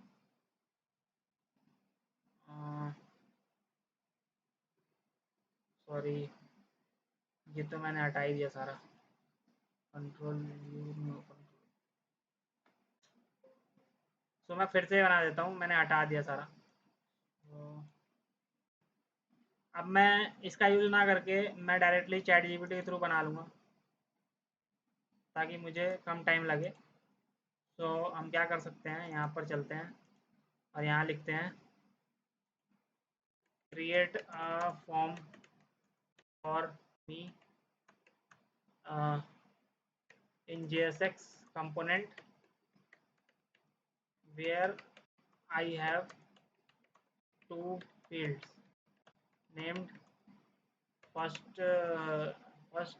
name and last name and a button to submit। तो मैंने ये कर दिया। तो ये देखिए ये मेरे लिए कोड लिख देगा, इंपोर्ट रिएक्ट यूज स्टेट का यूज़ करके देखिए किया इसने। तो फर्स्ट नेम और लास्ट नेम स्टेट मैनेजमेंट, तो इसने समझा भी दिया कि मैंने क्या क्या किया है। तो इसको कॉपी करते हैं कोड को और जाके अपने आप पेस्ट कर देते हैं, कंट्रोल वी। तो हमारा ये हो गया ऐप।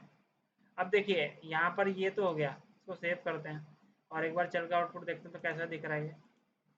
सो ये हमारा ऐसा हो गया है। अभी इसको मैं क्या करता हूँ डेकोरेट करने के लिए, app dot C S S file है ना यहाँ पे, वो मैंने इंपोर्ट नहीं की, सॉरी। तो मैं यहाँ पे वो, क्योंकि इसको नहीं पता था ना कि मेरे पास app dot C S S भी है, तो मैं यहाँ पे कर लूँगा इंपोर्ट। यही चीज़ आपको पता होनी चाहिए, जैसे जो चीज़ इन्होंने नहीं किया वो आप कर दो, तो ये तभी आएगा जब आप लोग कर पाओगे। तो यहाँ पर मेरा जो app dot C S S है वो कहाँ पे है, app dot C S S के साथ में ही होगा, यहाँ पर है। तो dot slash app dot C S S कर देंगे, सी एस एस।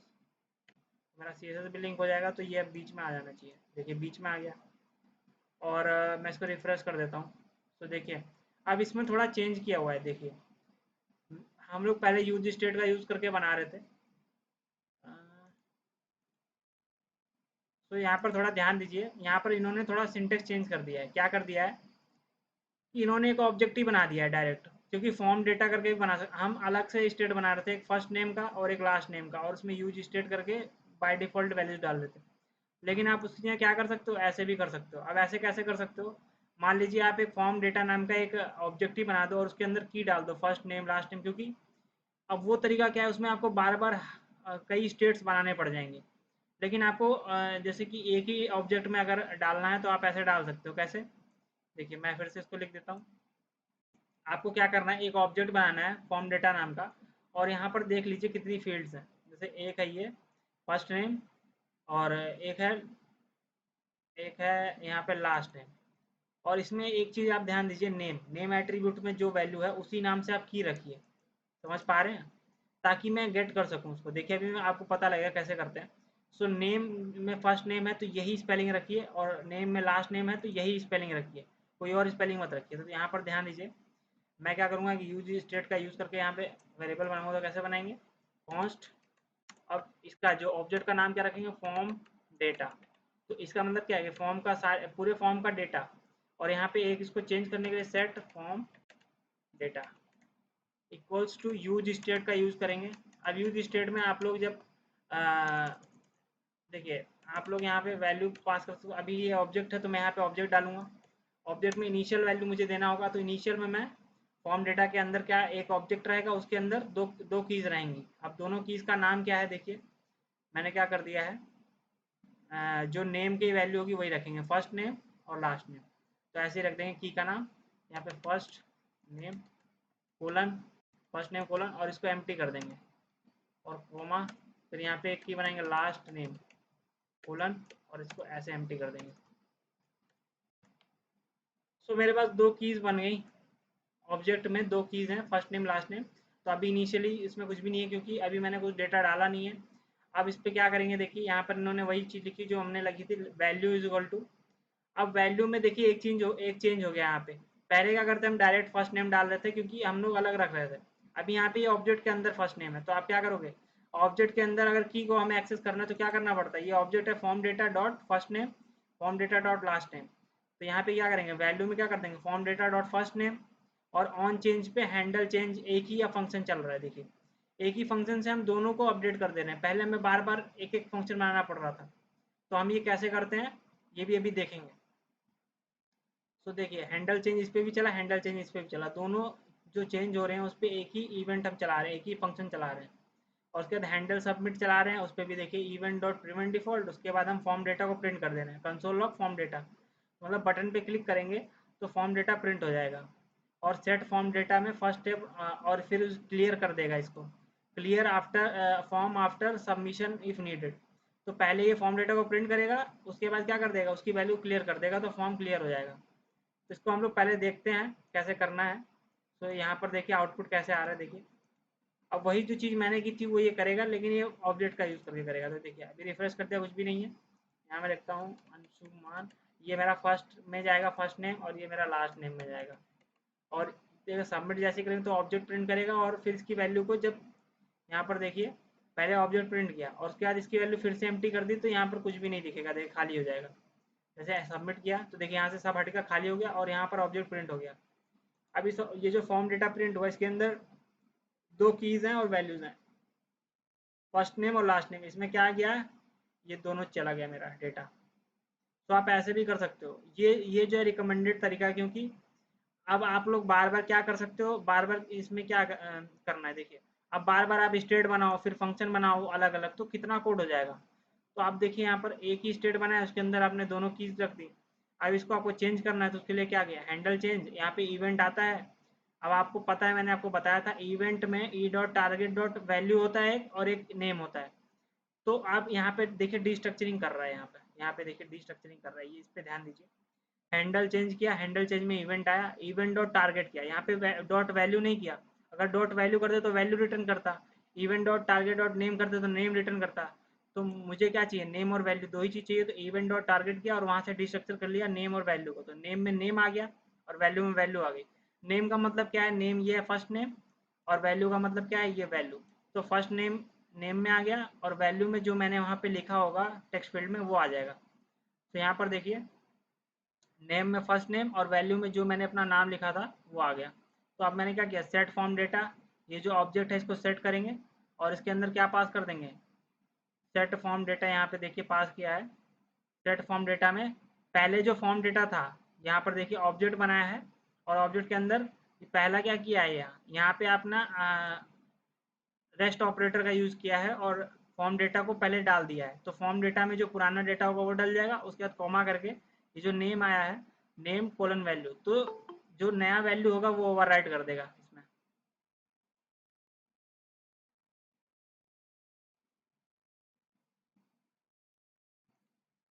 यहाँ पर जो फॉर्म डेटा पुराना डेटा था, सॉरी, यहाँ पर जो पुराना डेटा था वो आ जाएगा, और उसके बाद जो नया नेम और वैल्यू पेयर है वो यहाँ पे आएगा। तो जो फॉर्म डेटा में जो वैल्यू पुरानी होगी, जैसे फॉर्म डेटा जब किया तो यहाँ पर यू फर्स्ट नेम और लास्ट नेम दोनों एम्प्टी आ गए, है ना।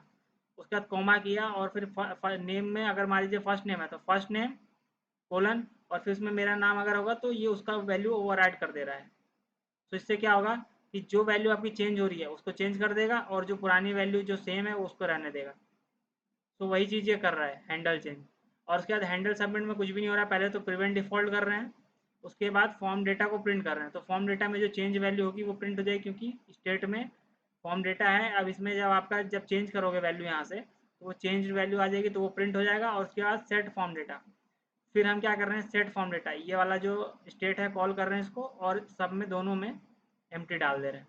तो दोनों जो मेरे की हैं वो एम्प्टी हो जाएंगे, बस यही करना है। और फिर यहाँ पर देखिए वैल्यू में form data dot first name किया हुआ है, क्योंकि वैल्यू क्या है, वैल्यू यहाँ से चेंज हो रही है ना। ये स्टेट जो मैंने बनाया है इसके अंदर दो की हैं, एक फर्स्ट नेम एक लास्ट नेम। तो मुझे अगर फर्स्ट वाले टेक्स्ट फील्ड में चाहिए तो form data dot first name, और सेकंड वाले में चाहिए first form data dot last name. और ऑन चेंज पे कौन सा फंक्शन चलना चाहिए वो मैंने दिया हुआ है, बस यही करना है। और ये बटन दिया हुआ है, और सबमिट पे यहाँ पर देखिए ऑन सबमिट एक दिया है। यहाँ थोड़ा नए तरीके से दिया है, आप फॉर्म पे ऑन सबमिट इवेंट भी लगा सकते हो हैंडल सबमिट करने के लिए, या यहाँ पर ऑन क्लिक इवेंट लगा सकते हो, तो दोनों में से कोई एक आप कर सकते हो। अब इससे क्या हो रहा है कि जब फॉर्म आपका सबमिट हो रहा है तो हैंडल सबमिट फंक्शन चल रहा है। अब ऑन सबमिट पे क्या होता है कि फॉर्म सबमिट हो जाता है सर्वर पे, तो उसको रोकने के लिए इवेंट और प्रीवेंट डिफॉल्ट कर दिया इसने, और उसके बाद कंसोल लॉग करके फॉर्म डेटा को प्रिंट कर दिया। अगर हम ये ना करते तो ये रिक्वेस्ट यहीं से सर्वर पे चली जाती है और ये कोड ना चलता सारा। अगर मैं चाहूँ तो दिखा सकता हूँ आपको, देखिए इसको कमेंट कर देते हैं और सेव करते हैं। अब आप देखिए, अब आप चलेंगे ना यहाँ पे, और इसको मैं हटा देता हूँ, सारा क्लीन कर देता हूँ। तो देखिए क्लीन कर दिया। अब यहाँ पे मैं अपना नाम लिखता हूँ, और मैं जैसे सबमिट करूँगा तो देखिए यहाँ पे कुछ भी नहीं आया, रिक्वेस्ट आपकी सर्वर पे चलेगी। और यहाँ पर देखिए आपका फर्स्ट नेम और लास्ट नेम यहाँ पे इसने भेज दिया, क्योंकि बाय डिफ़ॉल्ट जो आपकी रिक्वेस्ट होती है वो गेट रिक्वेस्ट जाती है, तो इसलिए देखिए इसने यूआरएल में डाल दिया डेटा। और यहाँ पर कुछ भी नहीं आया, तो ये इसी वजह से आया क्योंकि ये रिक्वेस्ट जो है इसने रोकी नहीं। उसको करने के लिए मुझे यहाँ लगाना पड़ेगा, सॉरी। तो अनकमेंट करेंगे, सेव करेंगे, अब देखिए सही चलेगा। अब यहाँ पर देखिए जब मैं यहाँ डालूंगा अपना नाम,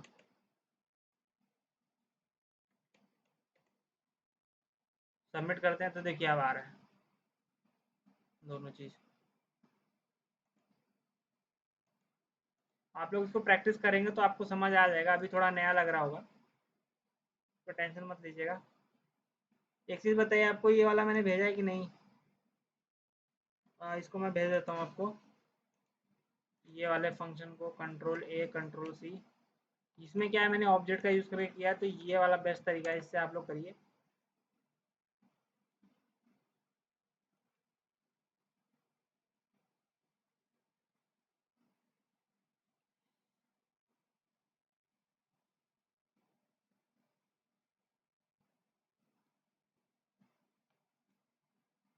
इसको करके बताइए आप लोग इस तरीके से, और जो ना समझ आया पूछ लीजिए। यहाँ पर सिंपल मैंने एक यूज स्टेट बनाया हुआ है, इंपोर्ट का यूज स्टेट को, उसमें एक ऑब्जेक्ट बनाया है। पहले हम लोग क्या कर रहे थे, अलग अलग बना रहे थे, फर्स्ट नेम लास्ट नेम, मैंने एक ही में कर दिया है ऑब्जेक्ट में, फॉर्म डेटा के अंदर फर्स्ट नेम और लास्ट नेम कर दिया है सिंपल। उसके बाद हैंडल चेंज एक इवेंट है जो कि चेंज होने पे चलेगा, हर एलिमेंट पे मैंने लगाया हुआ है ये। तो इवेंट में क्या आ जाएगा, इवेंट में इवेंट नेम आ जाएगा, इवेंट डॉट टारगेट करेंगे तो इसके अंदर नेम आ जाएगा और उसकी वैल्यू आ जाएगी। वैल्यू में क्या आएगा, जो उसने टेक्स्ट फील्ड में लिखा होगा, और नेम में क्या आएगा, जो मैंने यहाँ पे नेम दिया होगा, ऐसे नेम फर्स्ट नेम। तो इसीलिए मैंने देखिए यहाँ पर जो की बनाया है वो इसी नाम का बनाया है, ताकि जब मैं यहाँ पर देखिए नेम लिखूँ तो नेम में क्या आ जाए, ये ऑब्जेक्ट आ जाए, ये वाले की को मैं टारगेट कर लूँ और उसके अंदर वैल्यू डाल दूँ। तो इसीलिए मैंने ये दोनों नाम सेम रखा है, ताकि जो नेम एट्रीब्यूट है उसमें जो चीज़ें आ रही हैं वो इससे मैच कर जाएँ, और फर्स्ट नेम में क्या आ जाए, जो फर्स्ट नेम की वैल्यू है, और लास्ट नेम में क्या आ जाए, लास्ट नेम की वैल्यू आ जाए। तो यही मैंने किया है, यहाँ पर देखिए सेट फॉर्म डेटा किया है, और फॉर्म डेटा की जो वैल्यू है पुरानी वो आ जाए पहले, उसके बाद उसको ओवरराइड करके नेम, जो नेम मैंने यहाँ से गेट किया है, मतलब कि कौन से इनपुट फील्ड का है, तो वो नेम आ जाएगा कोलन, फिर उसकी वैल्यू आ जाएगी। और फिर हैंडल सबमिट एक फंक्शन है जो हैंडल सबमिट पे चलेगा और प्रिवेंट डिफॉल्ट करेगा, फिर फॉर्म डेटा को प्रिंट कर देगा। अब इसकी जगह हम फॉर्म डेटा को प्रिंट नहीं कराएंगे, आगे चल के यहाँ पे फेच एपीआई कोड लिखेंगे और उसको भेज देंगे कहाँ पे, सर्वर पे। और फिर फॉर्म को रीसेट करने के लिए इन्होंने क्या किया, सेट फॉर्म डेटा में एम्प्टी डाल दिया है, तो इससे क्या होगा, फॉर्म रीसेट हो जाएगा, ताकि दूसरा कोई आके फॉर्म को भर सके। हमारे ये रीसेट नहीं करते हैं तो फिर वो पुराना ही लिखा रहेगा जो पहले जिसने लिखा है। अगला जो बंदा आएगा वो फॉर्म कैसे भर पाएगा, इसको हटाना पड़ेगा, तो हटाना पड़े उसको, फॉर्म ऑटोमेटिक रीसेट हो जाए, इसलिए यहाँ पे डबल कोट लगा दिया से एम्प्टी वाला।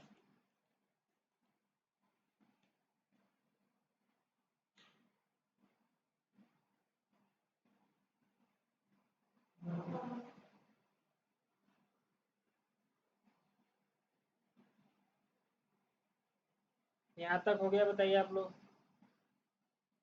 तो करिए।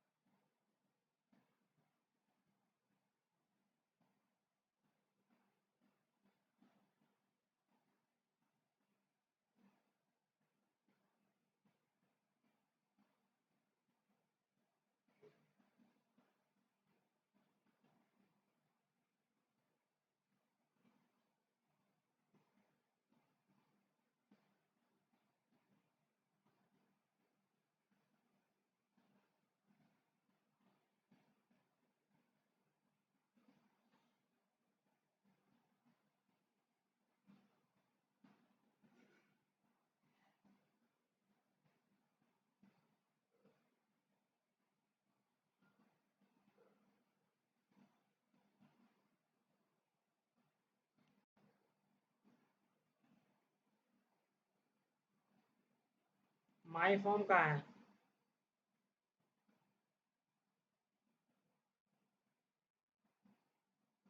अच्छा ये, हाँ सॉरी अ, ये मैंने वो कॉपी पेस्ट किया था ना, उस वजह से हुआ है। तो यहाँ पर आप ऐड कर लीजिए, इसलिए ऐड करेंगे। सॉरी। अरे यार,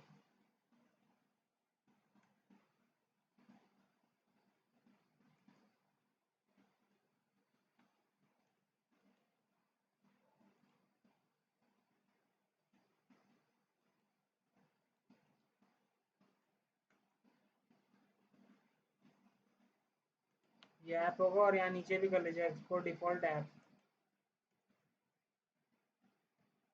मैंने कॉपी कर लिया था ना, उस वजह से ऐसा। तो आप लोग सभी लोग कर लीजिएगा ये, इसको ऐप कंपोनेंट कर लीजिएगा। जो मैंने कॉपी पेस्ट किया था इस वजह से ये ऐसा हो गया था। तो सेव कर लेंगे तो ये चलेगा, कोई टेंशन नहीं।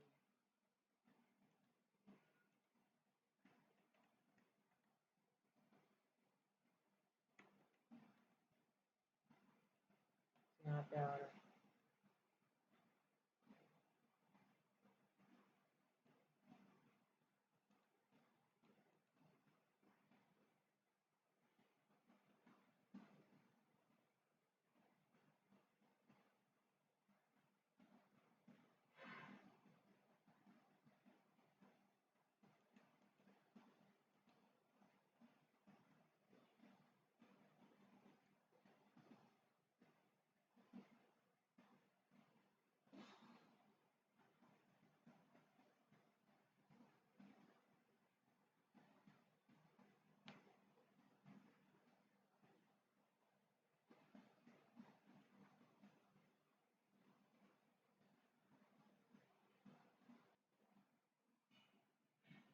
और अगर आपको यहाँ पे अलर्ट वाला कराना है मैसेज, तो आप वो भी कर सकते हो।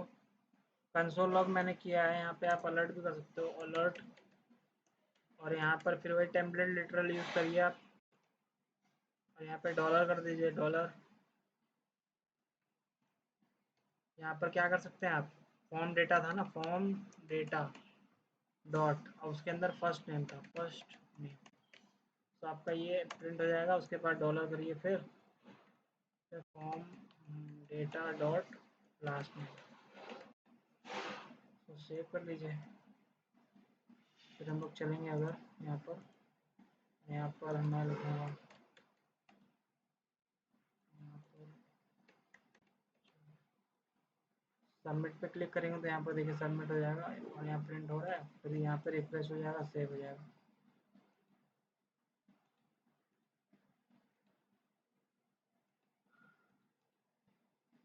करके फटाफट बताइए, ऐसा कुछ है नहीं ऐसे।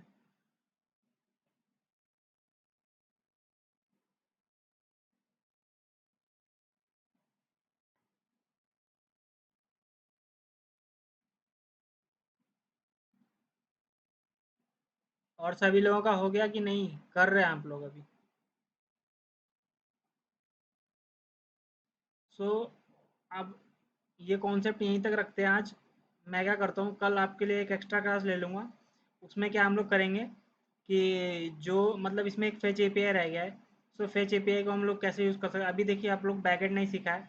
तो अभी हम फॉर्म को सबमिट नहीं कर सकते। फॉर्म को सबमिट करने के बाद ये बैकएंड पे जाता है, फिर वहाँ से हम लोग सबमिट हैंडल करते हैं। तो अभी तो हम लोग बैकएंड नहीं देख सकते, लेकिन हम लोग क्या कर सकते हैं, जैसे हमने वहाँ पे जब हम लोग जावास्क्रिप्ट पढ़ रहे थे, वहाँ जब फेच एपीआई देखा था, तो वहाँ पे क्या देखा था हमने कि हम लोग एक वेबसाइट था, वहाँ से डेटा फेच कर रहे थे, जो एपीआई था। तो आगे चल के हम लोग अपना खुद का एपीआई बना के भेजेंगे, लेकिन अभी क्या है, हम लोग फेक एपीआई का यूज़ करके देख सकते हैं, प्रैक्टिस करके। सो हमने अभी तक फेच एपीआई में जो गेट पोस्ट और पुट डिलीट है, वो हमने देखा है जावास्क्रिप्ट से। तो अब हम लोग देखेंगे उसको रिएक्ट के थ्रू। तो वो कल मैं बताऊंगा आपको कि हम लोग फेच एपीआई को कैसे यूज़ कर सकते हैं। मतलब ये देखिए, यहाँ पर जब आपका फॉर्म प्रिंट करा रहे हो आप, तो अब यहाँ पे आप क्या कोड लिख सकते हो फेच एपीआई का, जो कि यहाँ से डेटा को भेज सकता है और वहाँ से गेट भी कर सकते हो। तो ये जो चीज़ है वो कैसे करेंगे, वो हम कल देखेंगे। और मैंने एक्स्ट्रा डे आपको इसीलिए दिया है ताकि आप लोग क्या करिएगा, आज जितने भी कॉन्सेप्ट मैंने रिएक्ट के पढ़ाए हैं आपको, सारा रिवाइज करिएगा। और उसमें जो भी चीज़ें आपको ना समझ में आ रही हों, उसको नोट डाउन करके कल मुझसे पूछिएगा। सो कल आपकी लास्ट क्लास है रिएक्ट की। सो कल आप लोग पूछ लीजिएगा, जो आपको ना समझ में आया हो वो टॉपिक मैं बता दूंगा कल आपको, और फेच एपीआई भी बता दूंगा साथ में, ठीक है? यहाँ तक क्लियर है आप लोगों को?